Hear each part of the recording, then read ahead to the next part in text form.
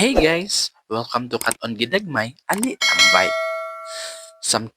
Habang kami ay lakad-lakad sa Lecolon, mayroon ka akong nakitang halaman. Alam niyo ba kung ano ito? Ito ay isang pitcher plant at sa aking pagsasayasat, pitcher plants are carnivorous plants known as pit vole trap. A prey trapping mechanism features a deep cavity filled with digestive liquid. The traps of pitcher plants are considered to be true.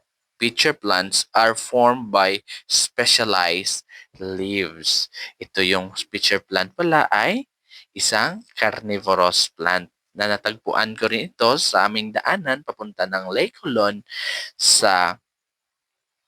na makita sa Park Inn Tibuli, South Cotabato. Kung gusto nyo makita ito, pumunta na kayo ng Lake Hulon.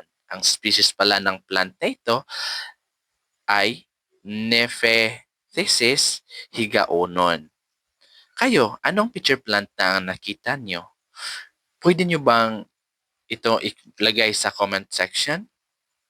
Please don't forget to subscribe to my channel for more videos. Thank you!